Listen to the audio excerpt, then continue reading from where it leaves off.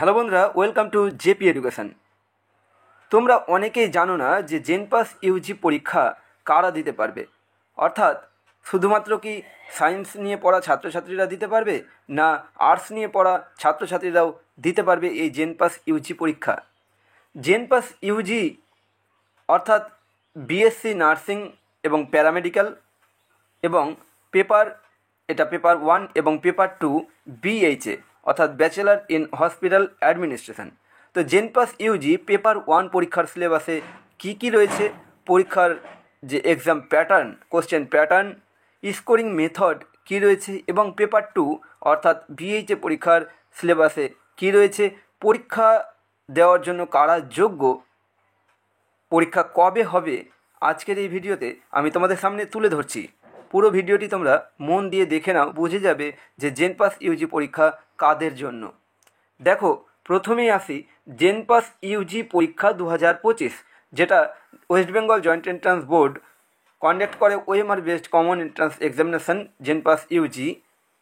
এবং এই যে পরীক্ষাটা হয় সেটা হচ্ছে বিভিন্ন কলেজে এবং প্রতিষ্ঠানে বিভিন্ন under graduate course, BSc nursing এবং প্যারামেডিক্যাল কোর্সে ভর্তির জন্য।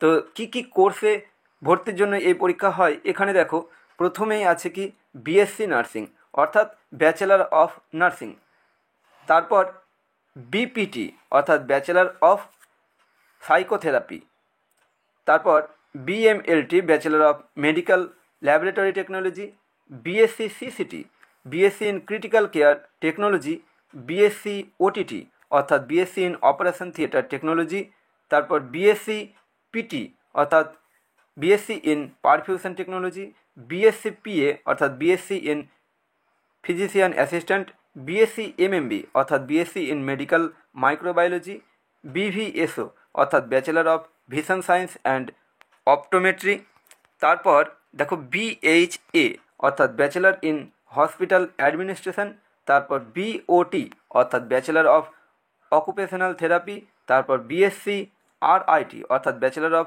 রেডিওলজি অ্যান্ড ইমেজিং টেকনিক, তারপর BSc CSIC bachelor of central sterilization and infection control, তারপর BSc RT bachelor of respiratory therapy.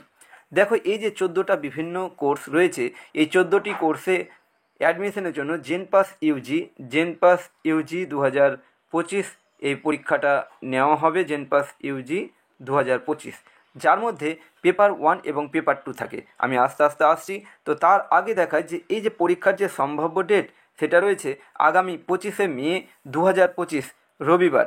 Tentative date to start online application will be announce shortly, অর্থাৎ যে online application প্রক্রিয়া সেটা খুব তাড়াতাড়ি শুরু হবে। তোমরা আমার চ্যানেলে চোখ রাখো, যখনই প্রকাশিত হবে আমি তোমাদেরকে জানিয়ে দেবো। এবারে আসি, দেখো আমি প্রথমেই বলছিলাম যে কারা এই পরীক্ষা দিতে পারবে, এই যে জেনপাস ইউজি পরীক্ষা।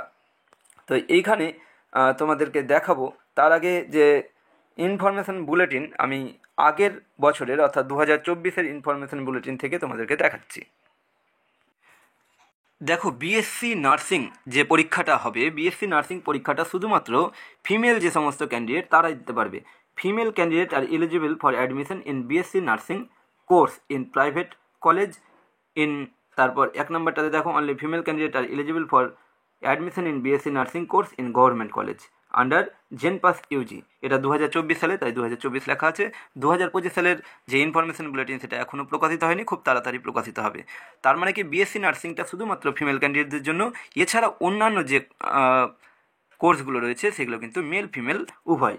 Both male and female candidate are eligible for admission in all other courses except BSc nursing in both government and private college under JENPAS UG. আর যে এজ লিমিট, বয়স কত হতে হবে, এখানে একটু বয়সের ব্যাপারটা দেখে নাও। বয়স নার্সিংয়ের ক্ষেত্রে কোনো আপার এজ লিমিট নেই, কিন্তু কি বয়স হতে হবে 17 বছর।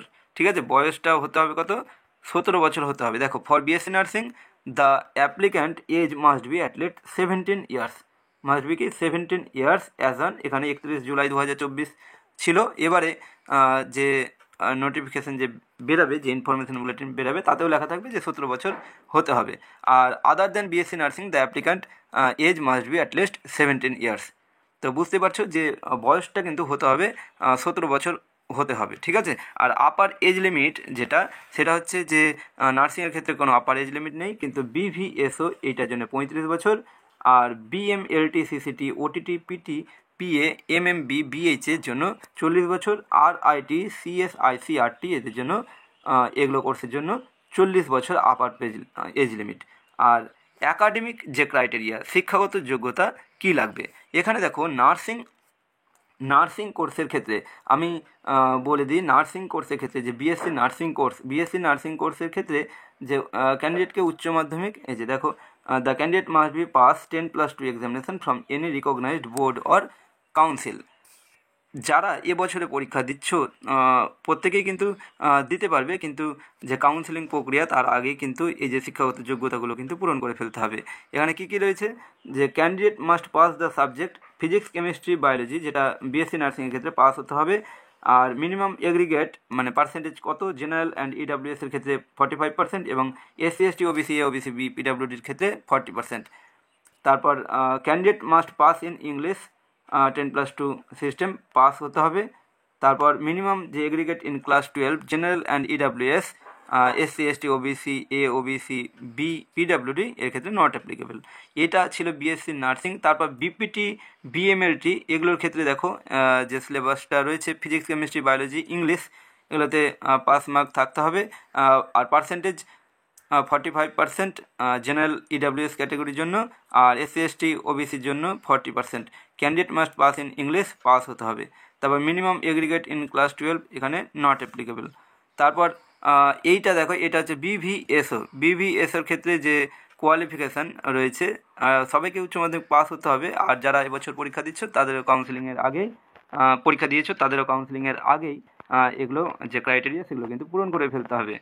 আর এইখানে বিএইচের ক্ষেত্রে দেখো নট অ্যাপ্লিকেবল সবগুলো লেখা আছে, শুধুমাত্র লেখা আছে candidate must pass in English 10+2 system pass. আর এইখানে যেটা লেখা ছিল যে candidate must pass 10+2 examination from any recognised board or council, ঠিক আছে। তারপর যেটা দেখছো যে বিওটির ক্ষেত্রে physics chemistry biology English pass হতে হবে, এগুলো সাবজেক্ট থাকতে হবে এবং পাস হতে হবে। আর এখানে যে পার্সেন্টেজ নট অ্যাপ্লিকেবল, ইংলিশে পাস থাকতে হবে। আর এখানে মিনিমাম এগ্রিগেট ইন ক্লাস 12 এটাও নট অ্যাপ্লিকেবল। যাই হোক, তো আমি যেমনটা বলছিলাম যে বিএইচএ এবং পেপার 1 অর্থাৎ বিএসসি নার্সিং এবং প্যারামেডিক্যাল যে কোর্স সেগুলোর ক্ষেত্রে কিন্তু বিএসসি নার্সিংয়ের ক্ষেত্রে শুধুমাত্র ফিমেল ক্যান্ডিডেটরা আবেদন করতে পারবে। আর প্যারামেডিক্যাল কোর্সের জন্য যে প্যারামেডিক্যাল কোর্সগুলো আছে তার জন্য মেল এবং ফিমেল উভয় ক্যান্ডিডেটরাই আবেদন করতে পারবে। কিন্তু বিএইচএ পরীক্ষা যেটা পেপার টু যেটা admission, paper 2 is for admission BHA course, ঠিক আছে। তো তার জন্য কিন্তু যে সমস্ত আর্টস নিয়ে পড়া ছাত্রছাত্রীরা বা সায়েন্স নিয়ে পড়া উভয় ক্যাটাগরির ছাত্রছাত্রীরাই কিন্তু বিএইচএ পরীক্ষার জন্য আবেদন করতে পারবে। অর্থাৎ পেপার 2 জেনপাস ইউজি পেপার 2 সকলের জন্যই এই পরীক্ষাটা বিএইচএ, ঠিক আছে, ব্যাচেলার ইন হসপিটাল অ্যাডমিনিস্ট্রেশন। অর্থাৎ জেনপাস ইউজি পরীক্ষা আর্টস নিয়ে পড়া ছাত্রছাত্রীরা এবং সায়েন্স নিয়ে পড়া ছাত্রছাত্রীরা উভয় ছাত্রছাত্রীরাই কিন্তু আবেদন করতে পারবে। তবে হ্যাঁ, পেপার 2 অর্থাৎ বিএইচএ পরীক্ষার জন্য আর্টস এবং সায়েন্স উভয় ক্যাটাগরির যে উভয় স্ট্রিমের ছাত্রছাত্রীরাই যোগ্য, কিন্তু পেপার 1 শুধুমাত্র সায়েন্স ক্যাটাগরি সায়েন্স স্ট্রিমের যে ছাত্রছাত্রীরা তারাই হচ্ছে যোগ্য। আচ্ছা, তাহলে বোঝা গেল। এবারে আমি প্রথমে পেপার 1 যে এক্সাম তার সাবজেক্ট এবং যে কত মার্ক রয়েছে সেটা আমি বলি। দেখো, category 1 category 2 total number of question, total mark physics থাকবে, তারপর chemistry, biology, basic English, logical, reasoning. কত করে মার্ক আছে দেখো, ফিজিক্সে ক্যাটাগরি 1 অর্থাৎ 1 নম্বরের যে প্রশ্নগুলো সেখানে কিন্তু নেগেটিভ মার্কিং থাকবে, 4টি ভুল উত্তরের জন্য 1 কাটা যাবে। প্রশ্ন থাকবে 15টা। আর ক্যাটাগরি 2 এ থাকবে 5টা প্রশ্ন, যেখানে কিন্তু কোনো নেগেটিভ মার্ক থাকবে না। আর ক্যাটাগরি 2 এর প্রশ্ন থাকবে 2 নম্বর করে থাকবে। ক্যাটাগরি 2 এর যে প্রশ্ন উত্তর কীভাবে করতে হয় আমি আগের ভিডিওতে দিয়েছি, তোমরা সেখান থেকে দেখে নিতে পারবে। তো ক্যাটাগরি 2 এ 1 বা একাধিক অপশন সঠিক হয়। তো এখানে নম্বর থাকে হচ্ছে 5, 5টি প্রশ্ন, 5 দিয়ে 10 দিয়ে টোটাল নাম্বার অফ কোশ্চেন 20, কিন্তু টোটাল মার্ক হচ্ছে কত, 25। কেমিস্ট্রিতে 15টি 1 নম্বরের প্রশ্ন, 5টি 2 নম্বরের প্রশ্ন দিয়ে মোট নম্বর হচ্ছে 25। বায়োলজিতে 15টি 1 নম্বরের প্রশ্ন, আর ক্যাটাগরি 2 এ 5টি প্রশ্ন 2 নম্বরের, দিয়ে মোট হচ্ছে 25 নম্বরের প্রশ্ন। আর বেসিক ইংলিশ এক নম্বরের প্রশ্ন 20টি, দিয়ে মোট নম্বর হচ্ছে 20, এখানে ক্যাটাগরি 2 থাকবে না। লজিক্যাল রিজনিং এখানে মোট যে নম্বর সেটা হচ্ছে 20টি 1 নম্বরের প্রশ্ন, এখানে নাম্বার থাকছে 20। টোটাল মার্ক হচ্ছে 115, অর্থাৎ 115 নম্বরের পরীক্ষা। এবারে দেখো 115 নম্বরের পরীক্ষা, ক্যাটাগরি 1-এ প্রশ্ন থাকবে 85টি, যেখানে কিন্তু নেগেটিভ মার্কিং থাকবে, 4টি ভুল উত্তরের জন্য 1 নম্বর কাটা যাবে। আর ক্যাটাগরি 2-এর প্রশ্ন হবে 15টি, যেখানে কোনো নেগেটিভ মার্ক থাকবে না, এখানে 2 নম্বরের প্রশ্ন হবে। প্রত্যেকটা প্রশ্নের জন্য 2 নম্বর, যদি সঠিক উত্তর করো তাহলে 2 পাবে। এবং তাছাড়া নম্বর যে বিভাজন আছে সেটা আমি আগের ভিডিওতে তুলে ধরেছি, তোমরা সেখান থেকে দেখে নিতে পারো, আমি লিঙ্কটা ডিসক্রিপশন বক্সে দিয়ে রাখবো। তো টোটাল নাম্বার অফ কোশ্চেন 100টা, কিন্তু নম্বর হচ্ছে কত, 115টি। এ হলো বিএসসি নার্সিং এবং প্যারামেডিক্যাল কোর্স, অর্থাৎ পেপার 1 পরীক্ষার যে সিলেবাস। তো দেখো পেপার 1-এ যে লজিক্যাল রিজনিং এবং বেসিক ইংলিশ রয়েছে, এটা কিন্তু খুবই স্কোরিং জায়গা। তো লজিক্যাল রিজনিং বিএসসি নার্সিংয়ের জন্য লজিক্যাল রিজনিংয়ের ক্ষেত্রে তোমরা যদি প্রস্তুতি নিতে চাও আমার চ্যানেলে যুক্ত হতে পারো। আমি ডেসক্রিপশন বক্সে হোয়াটসঅ্যাপ চ্যাট বক্স দিয়ে রাখবো, সেখান থেকে তোমরা যুক্ত হয়ে যাবে। তারপর দেখো যে পেপার টু তোমাদেরকে বলবো যে পেপার 2 অর্থাৎ বিএইচএ পরীক্ষার জন্য তোমরা যারা পরীক্ষা দিতে চাইছো প্রিপারেশনের জন্য আমার সাথে যুক্ত হতে পারো। বিএইচএ পরীক্ষার জন্য তোমরা যুক্ত হতে পারো অবশ্যই। বিএইচএ অর্থাৎ ব্যাচেলার ইন হসপিটাল অ্যাডমিনিস্ট্রেশন, তোমরা যদি যারা এই পরীক্ষা দেবে, তোমরা এই পরীক্ষার প্রিপারেশনের জন্য অবশ্যই আমার সাথে যুক্ত হতে পারো। আমি ডেসক্রিপশন বক্সে হোয়াটসঅ্যাপ চ্যাট গ্রুপ দিয়ে রাখবো, সেখান থেকে তোমরা জয়েন হয়ে যাবে এবং কোন পরীক্ষার জন্য প্রিপারেশন নিতে চাইছো অবশ্যই সেখানে কমেন্ট করে জানাবে। দেখো বিএইচএ পরীক্ষার সিলেবাসটা আমি একবার বলে দিই। বিএইচএ পরীক্ষায় থাকে ক্যাটাগরি 1, ক্যাটাগরি 2-এর প্রশ্ন, মোট 115 নম্বরের পরীক্ষা হয়। তো এখানে সিলেবাস থাকে physical science, mathematics, general knowledge, basic English, logical reasoning. এখানে যে সিলেবাসটা রয়েছে ফিজিক্যাল সায়েন্স, ম্যাথামেটিক্স, এগুলো হচ্ছে মাধ্যমিক লেভেলের প্রশ্ন হয়, ঠিক আছে। আর এখানে দেখো ফিজিক্যাল সায়েন্সে ক্যাটাগরি 1-এ কিন্তু নেগেটিভ মার্ক থাকে, 4টি ভুল উত্তরের জন্য 1 নম্বর কাটা যাবে, যেখানে 1 নম্বর করে থাকে প্রত্যেক প্রশ্নে। আর ক্যাটাগরি 2-এ 2 নম্বর করে থাকে, সেখানে কিন্তু কোনো নেগেটিভ মার্ক থাকে না। তো ফিজিক্যাল সায়েন্সে ক্যাটাগরি 1-এ 25টি প্রশ্ন থাকবে, আর ক্যাটাগরি 2-এ 5টি প্রশ্ন থাকবে। মোট হচ্ছে প্রশ্ন সংখ্যা 30, নম্বর হচ্ছে 35। আর ম্যাথামেটিক্সে 10টি প্রশ্ন থাকবে ক্যাটাগরি 1-এ, আর ক্যাটাগরি 2-এ 5টি প্রশ্ন। মোট প্রশ্ন সংখ্যা হচ্ছে 15, নম্বর হচ্ছে 20। জেনারেল নলেজে 10টি প্রশ্ন থাকবে ক্যাটাগরি 1-এ, আর ক্যাটাগরি 2-এ 5টি প্রশ্ন। মোট প্রশ্ন হচ্ছে 15টি, নম্বর হচ্ছে 20। আর বেসিক ইংলিশে 20টি প্রশ্ন থাকবে 1 নম্বরে ক্যাটাগরি 1-এ, ক্যাটাগরি 2-এ কোনো প্রশ্ন থাকবে না ইংলিশ থেকে, মোট হচ্ছে 20 নম্বর। তারপর দেখো এখানে যে লজিক্যাল রিজনিংয়ের প্রশ্ন থাকবে 20টি 1 নম্বরের প্রশ্ন ক্যাটাগরি 1-এ, ক্যাটাগরি 2-এ কোনো প্রশ্ন থাকবে না। ইংলিশ এবং লজিক্যাল রিজনিংয়ে ক্যাটাগরি 2-এ কোনো প্রশ্ন থাকছে না। তো লজিক্যাল রিজনিংয়ে 20টি প্রশ্ন এবং নম্বর হচ্ছে 20। এই হলো টোটাল 115 নম্বরের পরীক্ষা। 85টি ক্যাটাগরি 1-এর প্রশ্ন এবং 15টি ক্যাটাগরি 2-এর প্রশ্ন। ক্যাটাগরি 1-এ নেগেটিভ মার্ক থাকছে, 4টে ভুল উত্তরের জন্য 1 নম্বর কাটা যাবে। তো তোমরা যারা বিএইচএ অর্থাৎ জেনপাস ইউজি পেপার 2 পরীক্ষার প্রিপারেশন নিতে চাইছো অবশ্যই আমার সাথে যুক্ত হয়ে যাও। তো আমি এই যে সিলেবাসের যে কী আছে আমি তুলে ধরলাম, আর যে স্কোরিং যে মেথড, ঠিক আছে, আমি আগের ভিডিওতে আমি তুলে ধরেছি স্কোরিং মেথড, যে কীভাবে স্কোরিংটা হয় এএনএম জিএনএমের জন্য তুলে ধরেছি। তোমরা যারা এএনএম জিএনএম এবং জেনপাস ইউজি পেপার 1-এর ক্ষেত্রে লজিক্যাল রিজনিং এবং জেনপাস ইউজি পেপার 2 অর্থাৎ বিএইচএ পরীক্ষার জন্য তোমরা যারা প্রিপারেশন নিতে চাইছো অবশ্যই আমার হোয়াটসঅ্যাপ চ্যাট গ্রুপে যুক্ত হয়ে যাও, দিয়ে কমেন্টে জানাও যে তোমরা কী পরীক্ষার জন্য প্রিপারেশন নিতে চাইছো। যাই হোক, আমি আরেকবার স্কোরিং যে মেথড আমি একবার বলে দিচ্ছি। দেখো ক্যাটাগরি 1-এ কী হবে, যে কোনো একটা অপশান ঠিক হবে, ঠিক আছে। ক্যাটাগরি 1-এ যে কোনো একটা অপশান ঠিক হবে, যদি সঠিক করো তাহলে হচ্ছে 1 নম্বর পাবে, আর যদি ভুল উত্তর করো তাহলে হচ্ছে 4টি ভুল উত্তরের জন্য 1 নম্বর কাটা যাবে। যদি সঠিক এবং ভুল কম্বিনেশন থাকে তাহলে কিন্তু কোনো নম্বর পাবে না, সেক্ষেত্রেও কিন্তু নেগেটিভ মার্কিং যাবে, 4টি ভুল উত্তরের জন্য 1 নম্বর কাটা যাবে। আর যদি কোনো উত্তর না করো তাহলে হচ্ছে 0 মার্ক পাবে। এ হলো ক্যাটাগরি 1। আর ক্যাটাগরি 2 এর ক্ষেত্রে কি 1 or more option is are correct, অর্থাৎ এক বা একাধিক অপশান সঠিক হবে।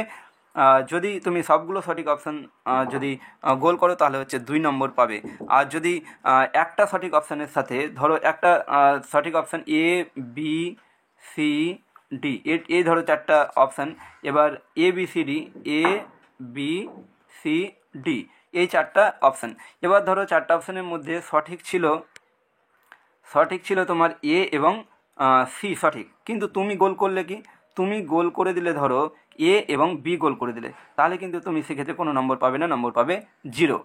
এবারে ধরো তুমি এ গোল করেছো শুধু, তুমি ধরো এবারে শুধু কি করেছো, শুধু এ গোল করেছো, তাহলে কিন্তু তুমি নম্বর পাবে, কেননা দুটো অপশান সঠিক আছে, তার মধ্যে তুমি একটা অপশান গোল করেছো, ঠিক আছে, তাহলে কিন্তু তুমি অর্ধেক নাম্বার পেয়ে যাবে। অর্থাৎ নম্বরটা কীভাবে বিভাজিত হয়, 2 into number of correct option mark, মানে একটা অপশান মার্ক করেছো by total number of correct option কটা, 2, তাহলে 2 ইন্টু 1/2 মানে হচ্ছে কত, 1 নাম্বার পাবে।